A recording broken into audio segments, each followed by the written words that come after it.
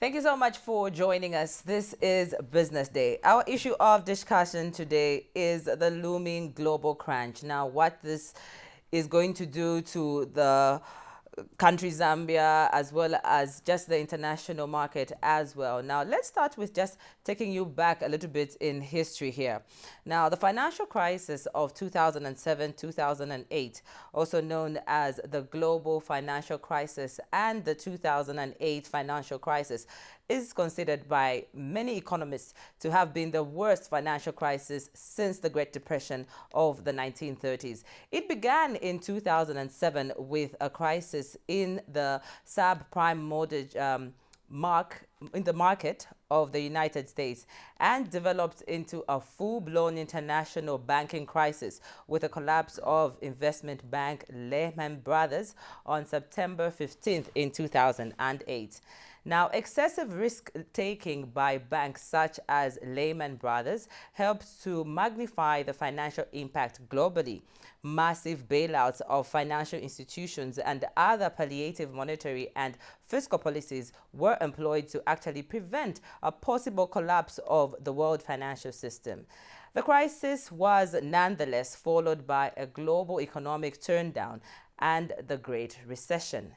I'm very glad that in studio today, I am joined by Mr. Trevor Hambai, a financial analyst, and Munyumba Mutwale, a capital market expert. They're going to help me talk about this. We break it down, especially talking about how we bring it back home and what effect that will have on our country. Now, you can call it the credit crunch, the global financial crisis, or the Great Recession, but it is bound to pose the same economic disaster when it hits a developing country or any economy that has been having problems. Talk about countries like Turkey, Iceland, Greece, Ireland, Dubai, as well as Spain. They've actually had a panic factor on average of 3 out of 5. Now, they've had debt and already currency crisis. So what would this do to our country? Gentlemen, thank you so much for coming to Business Day. Thank you very much, Judy. Okay.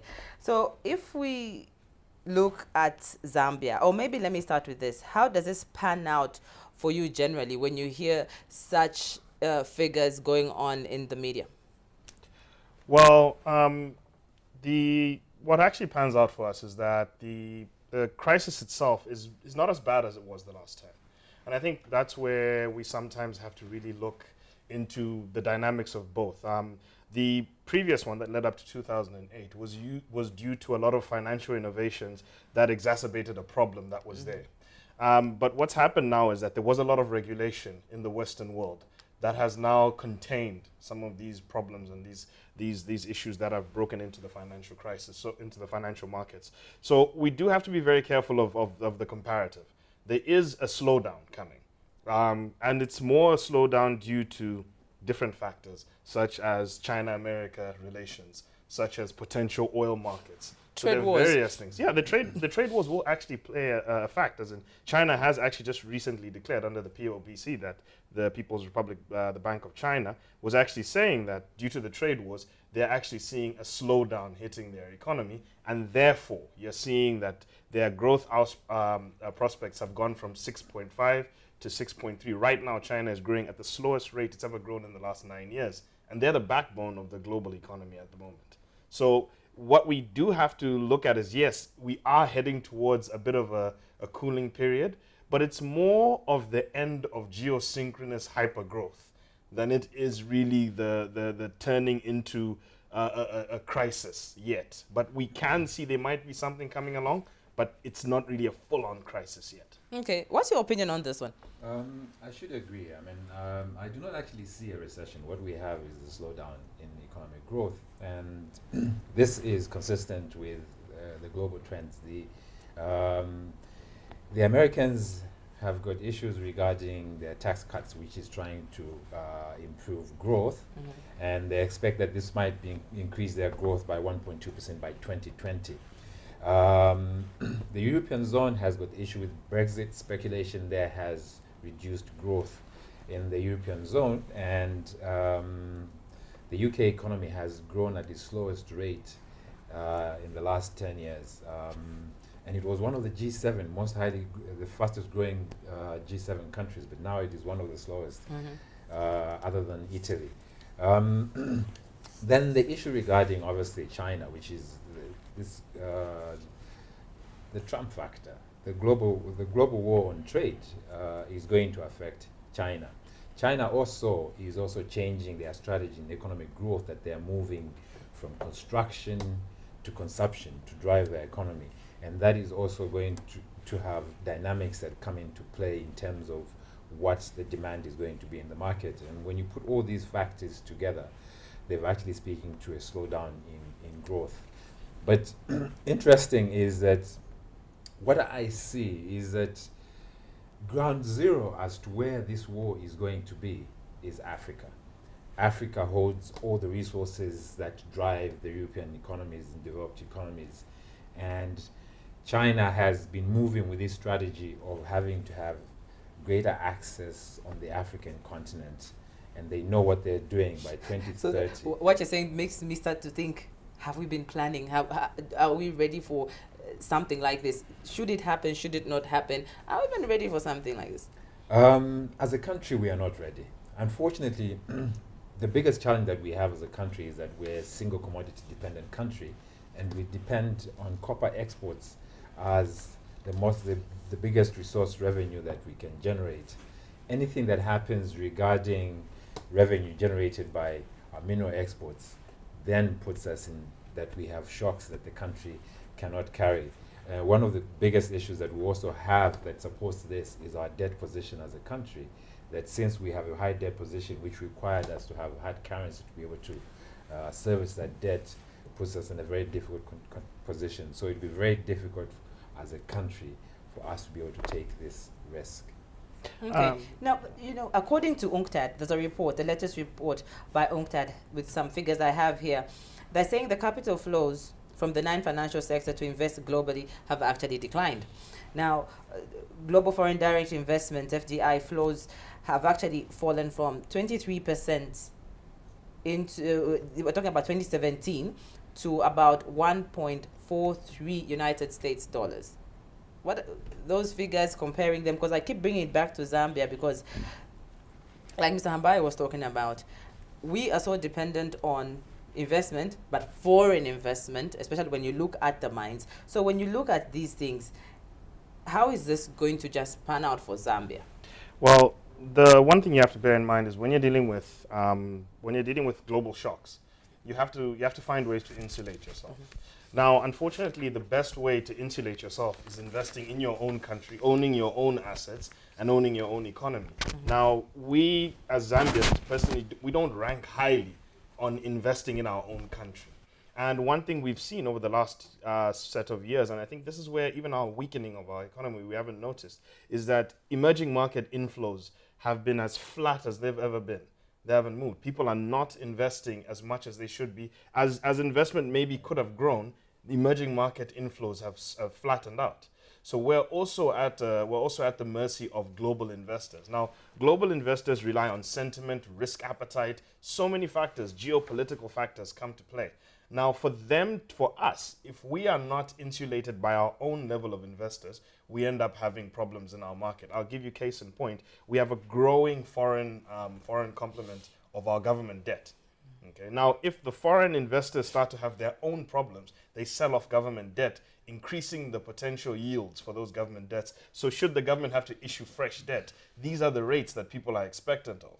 But when you have your own local investment base that's able to go into the market and buy off as much of that government debt as possible, then you've got a situation where it's only the endogenous factors that really play the strongest role. So where we need to be careful, even as when it comes to, let's say, as you're talking about global investment, is we need to stir up as much activity. Now, Bank of Zambia, for example, is trying. They've dropped the in rates, for example, for investing in government bonds on the primary market. And some have even said, look, there are even talks of trying to get it down from 10,000 kwacha down to 1,000 kwacha, that if you can even go into the primary market to try and draw in as much of the public. So that's where we can try and ready ourselves. But that's a cultural shock that has to also take place. With austerity measures that we have, and then we have to make such changes. That's a very difficult position. I think where the country is now is one of the weakest positions that we've been in a very long time. Our economy, I keep saying the trajectory that our economy is taking is actually non-beneficial to the Zambians. Between 2004 and 2014, we had one of the best growth rates that we've had in the country, which was above 6%. Unfortunately, this growth has been driven by FDI, which is foreign direct investment. They're investing nearly $1 billion into the economy on an annual basis. Now our economic growth has actually slumped from the 6% to 3.2%. And we're trying now to spur the economy to grow back to the 6%. But we must be cautious of the fact that the last growth that we had did not benefit the Zambian people. So there must be a change in the way we actually approach where we're going. And this is because the same thing that Mtwala is talking about, that this growth must be driven by the local enterprises that are private sector for that growth to actually trickle down to the Zambians. It's seeming like there's no good news here, because you try to increase, the local sector, the manufacturing industry. We are at this hive of industrialization, and we're preaching, value addition to raw materials. But with money is not coming in, trying to plan for something that might just throw us off tangent. How then do we do it? Coming from the financial end, looking at how stocks can move, what then do we do?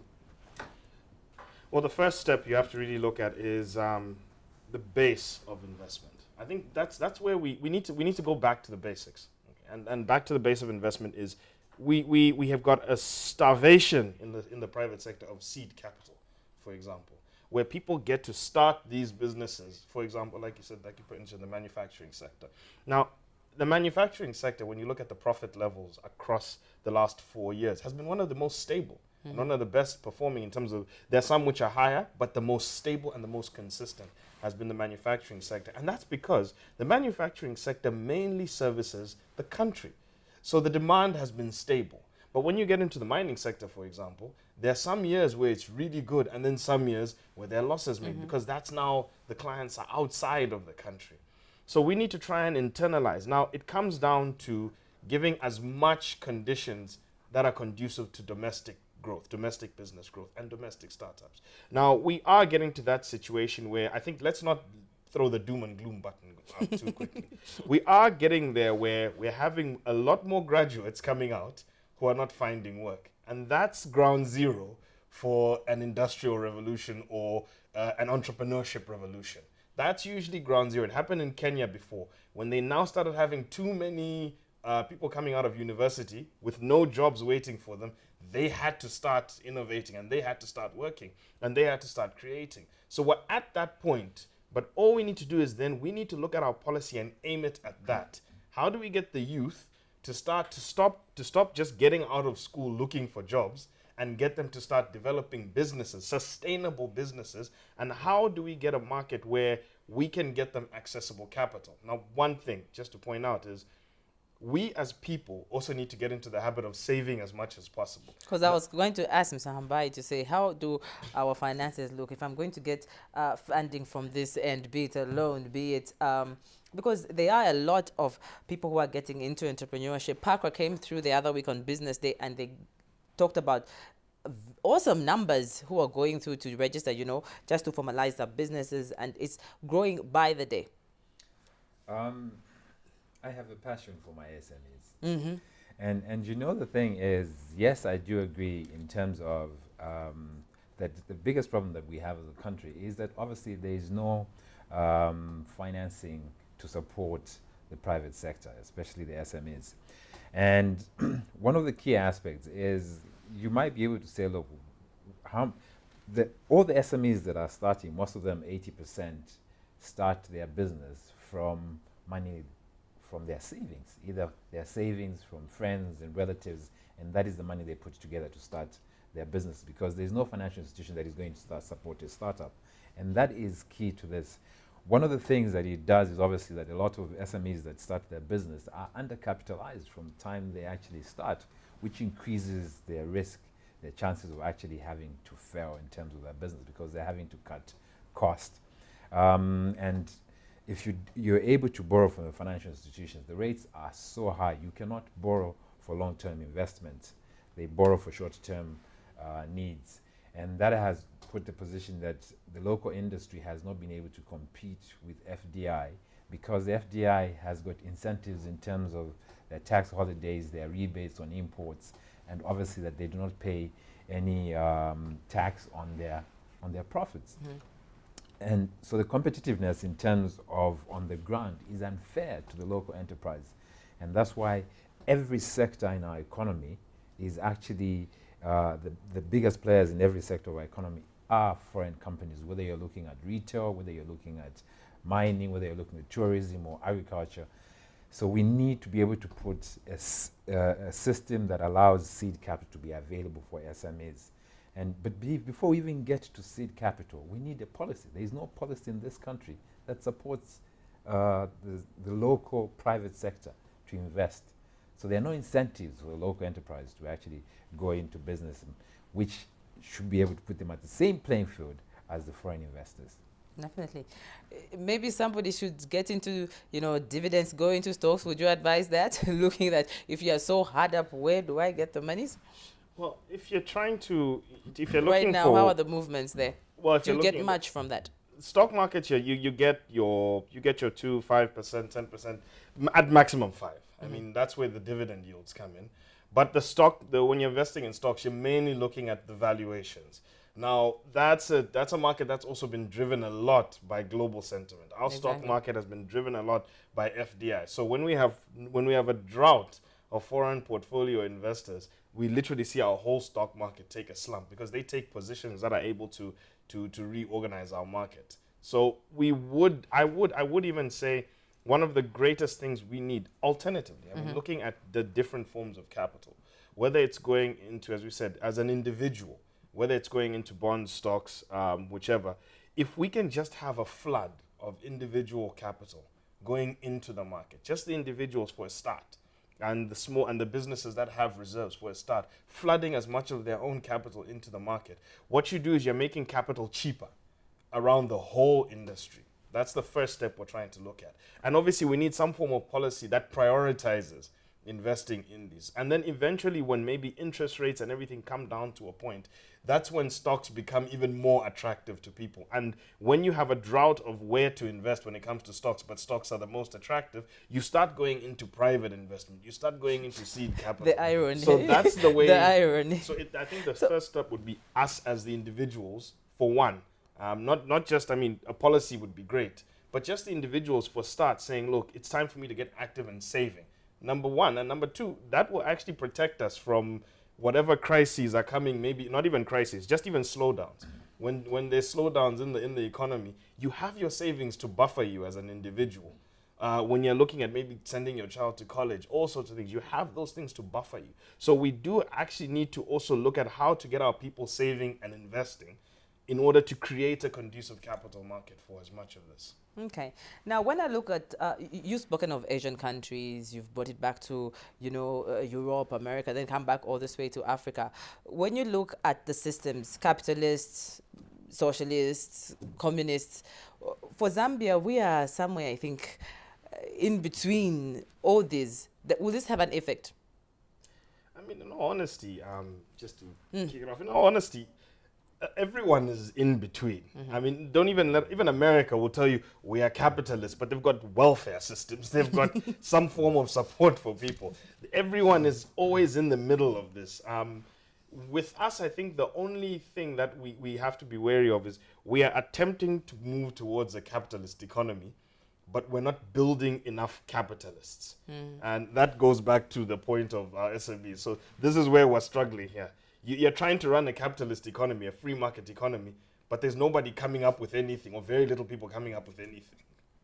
I don't know who touched a bit on the debt that we have as a country and what effect that will have as well when you're looking at how you're tightening your belts on one end, trying to service some of the debt that we have, trying to grow an economy, move it into sustainable development, and then with this sort of looming crunch somewhere. If you look at the growth that we had in 2004, the factors that were actually contributing to the economic growth was the fact that we had a very low debt position. Okay, and secondly, we had a very strong fiscal discipline in terms of what the country was having to spend. Obviously, the agricultural production contributed to this, but those are the key issues that determine having to grow our economy as we are in Zambia. And then obviously we were supported by the increase in copper price on the international market. Where we are today is exactly the other side of that position, that we've got a high debt position, our fiscal discipline has been very poor, and the price of copper, which was rising, has now started to head south. And obviously last year we didn't have a very good agricultural production. So in essence, going forward, we'll have a very, very difficult position in terms of growing the economy. All the factors that need to be in place are not in place to drive this economy. And one of the key issues that we have is that we have got a monetary policy which has been reducing the amount of investment available, which is cash on the market for investment. This is being done to reduce the inflation and hold the exchange rate. But on the negative side is that this also reduces the amount that is available for investment to increase economic growth. Okay. Well, gentlemen, this story cannot end. We cannot conclude it. We'll keep talking about it, and I hope next time Business Day calls on you with different changes in our economy, you definitely honor our invite. Thank you. I'll give you 30 seconds to say anything else if you have had something to add. Well, the first thing I would say is that I would always appeal to as much as possible the people. Invest, save, invest, save. There's not much we can say, but policy, every development plan, that everything we can throw into the mix. But if the people are not active in guiding their own economy, invest and save. If your own government debt, own as much of your own government debt as possible, because I would always appeal to any Zambian that whatever the government owes, you owe. So we're in this together. I would appeal to everyone to invest and save in Zambia. Okay. While we are in this together, I would love the government to share the burden of paying back. Can the measure, can the whoever is going to portion the largest, that's what you're talking about. Even an equitable share is fine, because they're obviously saying that I benefited from this, but it would be nice that we all carry the burden. What we see now is that government is not carrying the burden. They still have all their perks, and while we have lost our benefits in terms of subsidies, in terms of taxes. But going forward, I mean, it is important that we really have to speak towards having to drive our local SMEs in terms of getting this country going forward. It doesn't matter what policies we want to throw around, what issues we want, excuses we want to give regarding the risk that the SMEs carry. This country is not going to go forward until we have the local SMEs drive the economy. Definitely. Thank you so much once again, gentlemen. Thank you very much. All right, now we know that the story of the last 10 years since the Great Recession is that the world capitalist economy has actually staggered on a low with levels of growth and investment, as well as virtually no improvement in real incomes for the 90% when you look at the global market. Now, it has only staggered on because of huge built-up in debt, particularly in the capitalist sector. Now, the monetary authorities are trying to reverse the credit binge and restore normality. As a result, the cost of servicing the debt is on the rise, and the availability of more credit to finance is also shrinking. And then when we read in the financial press as well that we see the huge profits being made by the top companies, mainly these are from the US, of course, Europe, profits are down even for the large companies. But the vast majority of the companies are still not achieving the profitability that they need to finance their debt if the cost of servicing rises sufficiently. And globally, banks and corporate investors are reducing their loans and investments because of low profitability and concerns around declining trade growth and global trade wars. This is what business they had for you today. Zambia is part of this global village, so whatever happens out there also will affect us.